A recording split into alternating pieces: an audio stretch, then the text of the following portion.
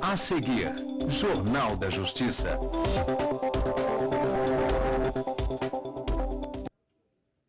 Polícia no Rio Grande do Norte cumpre 129 mandados da Justiça na Operação Juízo Final contra a quadrilha que coordenava de dentro de presídios ações criminosas no estado. E você vai ver também. Justiça Federal condena 3 líderes de organização criminosa conhecida como Família do Norte. Superior Tribunal de Justiça decide que pensão destinada à gestante deve ser convertida automaticamente após o nascimento em pensão alimentícia para a criança. Pesquisa revela que 25% das pessoas que moram sozinhas possuem algum tipo de dívida e o maior vilão é o cartão de crédito.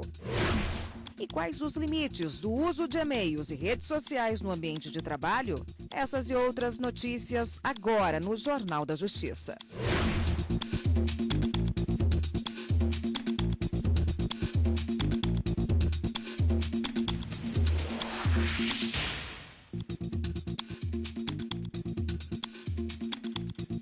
Olá, boa tarde para você.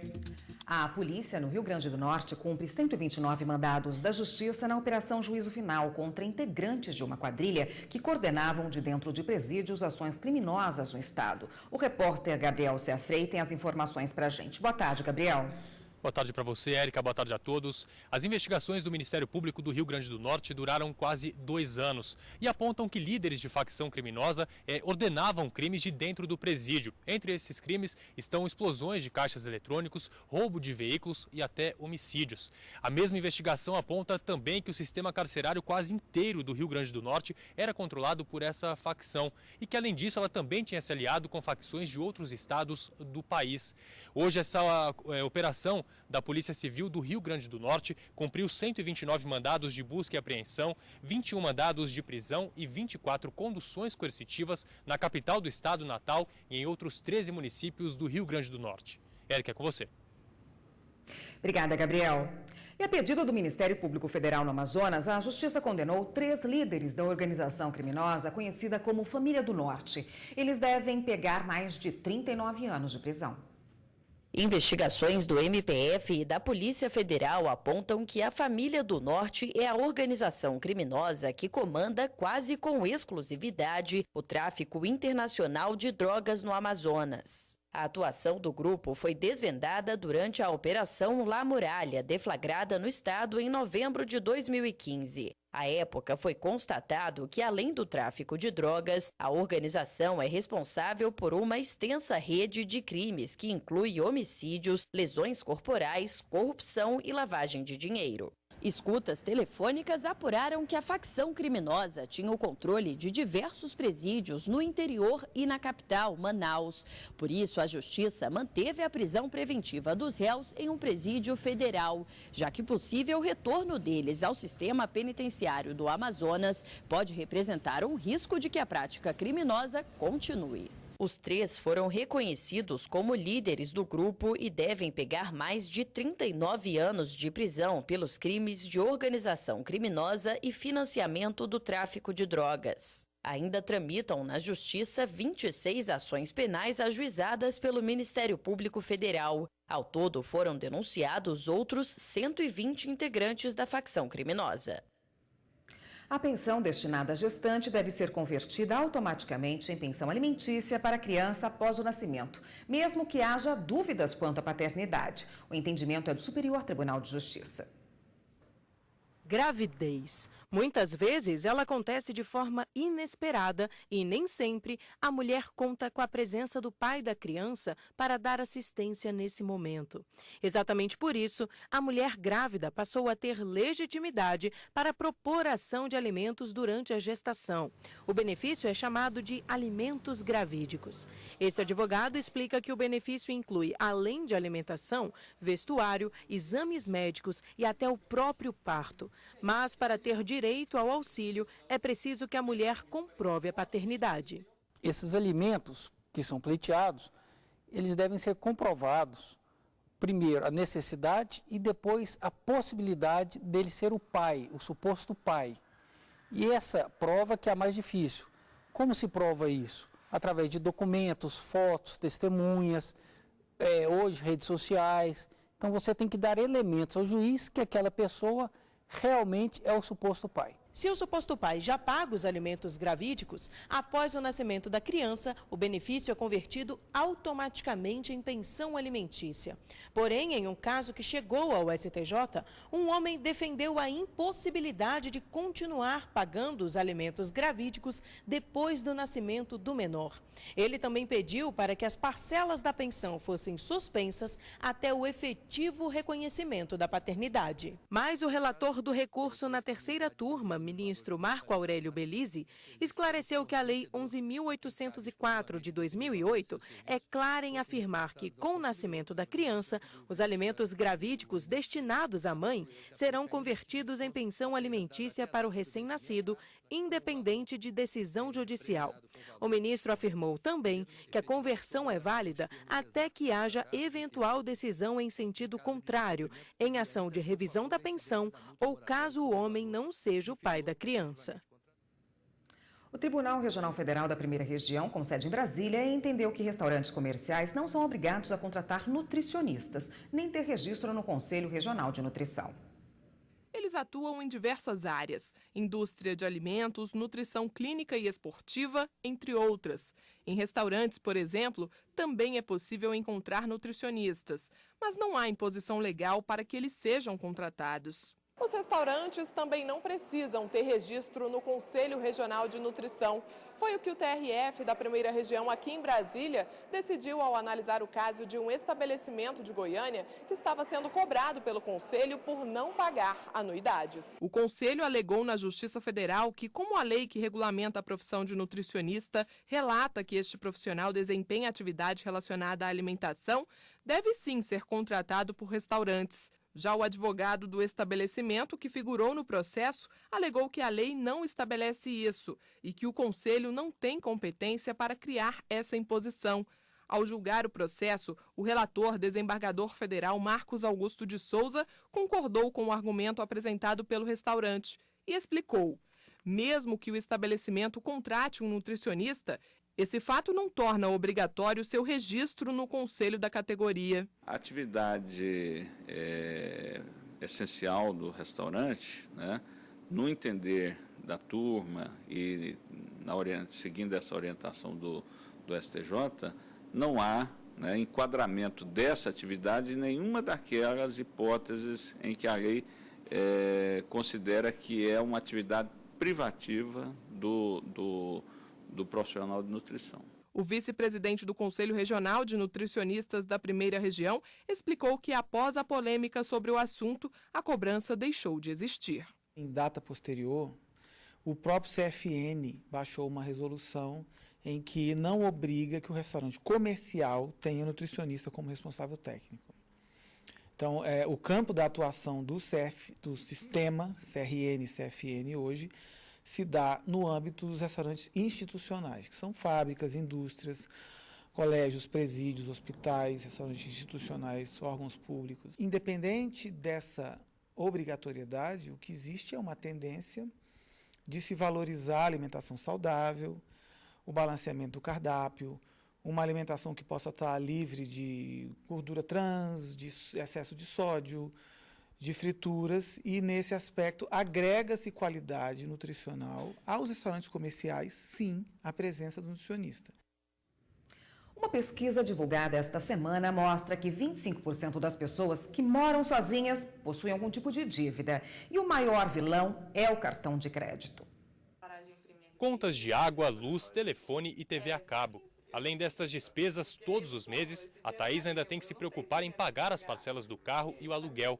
A jornalista mora sozinha e conta que quase metade do salário é para quitar essas dívidas. Por isso, ela decidiu rever todo o planejamento financeiro. Eu fui até o banco e resolvi cancelar o cartão e dividir esse total da fatura para eu pagar com os meses e abolir o cartão de crédito da minha vida. Eu pretendo ficar com o cartão de crédito assim para emergências, o cartão de crédito do meu pai e da minha mãe como dependente e para emergências mesmo. Mas para eu usar dia a dia, para pagar gasolina, pagar almoço, pagar só no débito. Todo esse esforço que a Thaís está fazendo é para ficar de fora de uma estatística nada agradável. Segundo uma pesquisa feita pelo Serviço de Proteção ao Crédito, o SPC, e pela Confederação Nacional de Dirigentes Lojistas, 25% das pessoas que moram sozinhas têm dívidas a pagar. A maior parte delas está no cartão de crédito. E acredite, o mesmo estudo aponta que na hora de rever as finanças, tem muita gente que prefere cortar despesas, como água e luz, do que gastos com roupas, por exemplo. Não pagar as dívidas pode trazer uma série de consequências negativas, como a cobrança de multas e juros nas contas atrasadas, corte no fornecimento de serviços, negativação do nome e inclusão no cadastro de inadimplentes, restrições de compras e, em casos mais graves, ação judicial contra o devedor. Essa ação judicial vai fazer com que o teu credor consiga chegar no bloqueio das suas contas bancárias, te inviabilizando por completo. Para não correr riscos e ficar com as contas em dia, a orientação é se planejar. Nós podemos ter aí, para sanear, um planejamento orçamentário mínimo, onde você sempre vai canalizar os seus recursos para a sua vida pessoal, no sentido de realmente supri-la, e o excedente financeiro disso aí ser utilizado em investimentos, em outras coisas que você pode fazer para desenvolver o seu patrimônio. Quem compra o que não precisa, vende o que precisa. E você vai ver no próximo bloco do Jornal da Justiça. Quais os limites do uso de e-mails e redes sociais no ambiente de trabalho? A gente volta já já.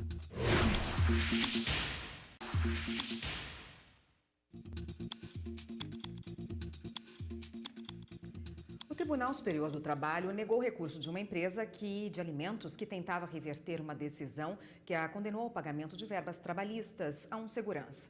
A empresa foi condenada depois de não comparecer ao julgamento da ação. Na ação inicial julgada pela Justiça do Trabalho Fluminense, o trabalhador alegou que foi contratado para fazer a segurança da empresa de alimentos, sem que tivesse a carteira de trabalho anotada. O trabalhador ainda afirmou que trabalhava de 4 a 5 vezes por semana e, por isso, queria o pagamento de diversas verbas trabalhistas, como horas extras, 13º salário e férias. A empresa, no entanto, não compareceu à audiência, sendo considerada rével, ou seja, confessa, e o processo, então, foi para a fase de execução. O caso chegou à seção 2 de dissídios individuais do TST, depois que a companhia entrou com recurso em ação rescisória, afirmando que houve dolo processual no caso, uma vez que o trabalhador nunca foi empregado e nem prestou serviço para a empresa e ocultou fatos relevantes do processo. Mas a relatora do caso, ministra Maria Helena Malman, negou o recurso por entender que a empresa não compareceu à audiência para apresentar defesa, sendo considerada confessa no processo.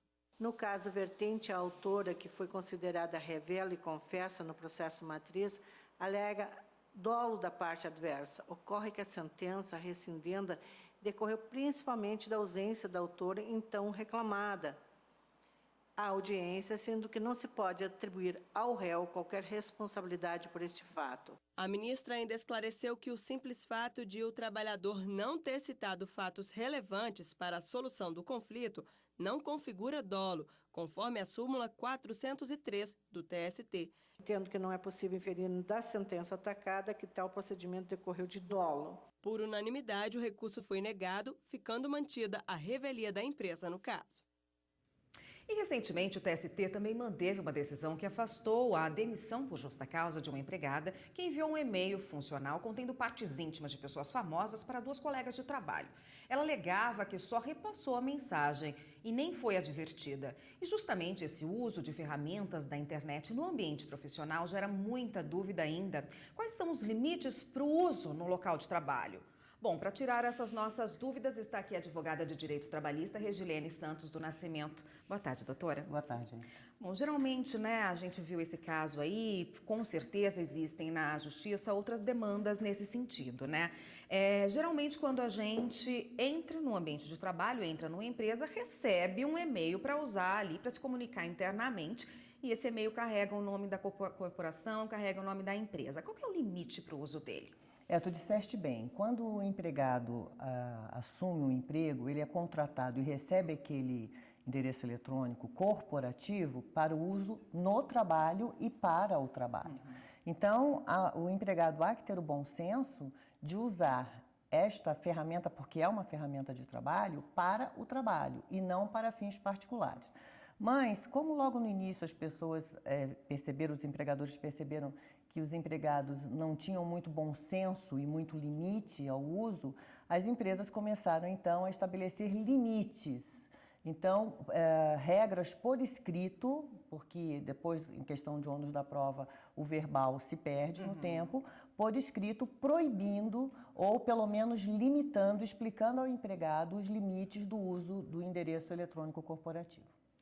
Como que se fiscaliza isso, se não pode mandar um e-mail com conteúdo, por exemplo, como esse que a gente viu na decisão, para outras pessoas no ambiente corporativo, do seu e-mail corporativo? Como é que se fiscaliza isso? Depende, já que a empresa também não pode ter acesso ao conteúdo do e-mail das pessoas, né? Essa é uma confusão que se faz. As pessoas confundem endereço eletrônico, correspondência eletrônica, com correspondência e-mail físico. Né? Eu não posso te mandar uma correspondência em e-mail físico, não é? E outra pessoa que não esteja autorizada por ti abri-la, porque isso é violação de correspondência. No caso de uma empresa, primeiro, o endereço não é pessoal. O endereço é, como eu disse antes, para o trabalho. E o empregador, ele, na verdade, ele não tem um instrumento que fiscalize, olha, a Érica mandou isso aqui, esse endereço aqui, essa hora acessou isso aqui. Não, ela não tem isso. O que existe normalmente são, nas grandes empresas, tal como nesse caso do exemplo, o que se tem é uma equipe, um departamento de TI, que fica o tempo inteiro monitorando e as pessoas, os profissionais de tecnologia de informação, eles têm todo um conhecimento técnico, que é uma série de siglas e de ícones, que eles perpassam e veem se tem alguma inconsistência para ver se existe algum hacker adentrando, alguma coisa anormal dentro da correspondência e da rotina normal da empresa. Então, a empresa, na verdade, ela não fiscaliza e nem abre a tua correspondência, porque o que nós vemos na tela do computador é uma máscara. O que o técnico de tecnologia de informação vê é todo um esquema de controle à segurança das informações da empresa. E como é que fica o uso de redes sociais também no ambiente de trabalho? Tem empresa que permite, tem empresa que não permite, como é que fica? Eu sou de uma linha mais antiga, de um tempo mais antigo, e eu tenho para mim que a responsabilidade e a ética, a moralidade de cada indivíduo, ela deve estar à frente sempre, né? Então, se tu me contratas para eu trabalhar determinado limite de jornada, né, tu até pode permitir, contando com o meu bom senso, que eu utilize aquela minha ferramenta de trabalho, aquele equipamento, o computador, ou a internet, ou o endereço eletrônico, para usos particulares, mas desde que eu cumpra a função para a qual eu fui contratada. Então, o empregador que estabelece limite, olha, não pode acessar Facebook, não pode acessar YouTube, não pode acessar links de fotografias, de fofocas palacianas, já está expresso. Se o empregado descumpre isso, ele incide em ato de insubordinação e indisciplina passível de demissão por justa causa. Agora, o empregador que não coloca esse limite, passa para o empregado a consciência de que ele está sendo pago para trabalhar e não para ficar no horário de trabalho passeando em Facebook ou em outras redes sociais ou o que seja, porque o que acontece? Na verdade, o empregado estará lesando o empregador, que ele estará pagando, vamos, a título de exemplo, pagando por uma jornada de 8 e o empregado mal trabalha 4. Pois é. A gente continua nesse assunto no próximo bloco, só um minutinho, por favor. E você vai ver no próximo bloco do Jornal da Justiça.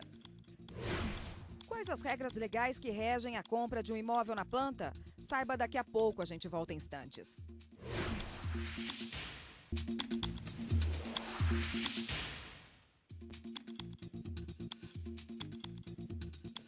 Estamos de volta com o Jornal da Justiça e continuamos aqui a nossa conversa com a advogada Regilene Santos do Nascimento sobre o uso das redes sociais e de e-mail no ambiente de trabalho. Doutora, publicações pessoais numa rede pessoal que a pessoa tenha, né? De alguma forma, ela pode ser monitorada pela empresa para saber qual o perfil daquele funcionário? Ele tem que manter alguma ética nisso? Na verdade, as redes sociais, eu tenho visto alguns administradores e responsáveis por RHs esclarecendo que as pessoas fazem isso. Na verdade, quando tu acessa te expõe numa rede social, tu fica com teu perfil associado, né? Então, a Justiça proíbe, a Justiça do Trabalho proíbe que os empregadores pesquisem junto aos tribunais se aquele empregado tem reclamações trabalhistas, quantas reclamações trabalhistas tem, enfim. Isso à parte, a questão da análise do perfil do empregado em Facebook ou em qualquer outra rede social, isso não há nenhum proibitivo, até porque o empregador tem a liberdade de escolher um indivíduo que preencha o seu perfil. Na hora que tu vai fazer uma entrevista, tu é assim a melhor maravilha do mundo, não é? Mas na verdade no dia a dia não é bem assim. Então eu tenho visto que setores de RHs têm exatamente se ocupado em verificar o perfil da pessoa, como é que ela é, para ver se ela vai dar problema ou não, ou se ela vai atender, melhor dizendo, àquele cargo ao qual ela se ocupe. E aproveitando o gancho, essas mesmas redes sociais, a jurisprudência tem admitido ser utilizada como meio de prova para a demissão de pessoas por justa causa, quando eles se utilizam dessas redes sociais para denegrir o empregador ou algum outro colega de trabalho, porque, na verdade, aí tu passa para a questão da prova. Então, a rede social é um meio de prova, tem sido considerado como um meio de prova, sim. É bom as pessoas tomarem cuidado com o que falam e o que escrevem nas suas páginas de Facebook e outras redes sociais. Quer dizer, todo cuidado é pouco, até porque aquilo lá fica registrado e fica para sempre. Muito obrigada pela participação. Eu conversei com Regilene dos Santos Nascimento, que é advogada e conversou com a gente a respeito do direito trabalhista envolvendo as redes sociais e o uso de e-mail corporativo. Obrigada, doutora. Eu que agradeço. Até uma próxima. Obrigada. A compra da casa própria é muitas vezes a realização de um sonho, de um projeto de vida, mas é preciso ter cuidado ao fechar o contrato de aquisição, principalmente quando o imóvel ainda está na planta. Em 2012, Débora comprou um imóvel na planta. Foram R$130 mil. Mas logo depois de pagar, a construtora abandonou a obra. A partir daí, moradores de rua e usuários de drogas começaram a se apropriar do prédio. Tinham dado calote e não ali em 240 unidades de proprietários, né? Mesmo as pessoas que moram num dos blocos, que é o que está quase pronto, semi-pronto, porque a área comum ainda está no cimento, mesmo essas pessoas moram irregularmente, porque lá não tem escritura, as pessoas não são efetivamente donas. Na tentativa de amenizar o prejuízo, os moradores conseguiram a desocupação para retomar a obra por conta própria. A associação do condomínio estima que são necessários cerca de R$4 milhões para terminar a construção. O atraso na entrega de imóveis representa 20% das reclamações contra construtoras. Em casos como esse, os órgãos de defesa do consumidor recomendam que, antes de fechar o contrato, o comprador pesquise bem a reputação da empresa, inclusive na justiça. Todo comprador de imóvel na planta, ele deve pegar o contrato de compra e venda, levar no cartório, registrar o contrato, pegar o contrato registrado, ir no cartório de imóveis, aonde está registrado o imóvel, e pedir para que conste nessa certidão de matrícula desse imóvel o contrato de compra e venda dele. Isso protege ele de qualquer tipo de problema. Além disso, ele deve guardar todos os documentos do imóvel, como folhetos, fotos de maquete, em meios de negociação. Investigar e acompanhar a obra pode evitar um calote da empresa. Casos de atrasos, a construtora tem que indenizar o consumidor. O consumidor, por atraso, ele pode rescindir esse contrato, receber de forma integral e ainda a multa estipulada no contrato a título de indenização, porque não foi ele que deu causa. Se o atraso levar a uma certa falência da empresa, ele pode, junto com os outros moradores, criar uma associação, tomar esse prédio da construtora, terminar a obra em regime de condomínio. Mas antes de terminar, ele já pode fazer essa ação pedindo o ressarcimento do dinheiro do que ele pagou além da quantia que está construída.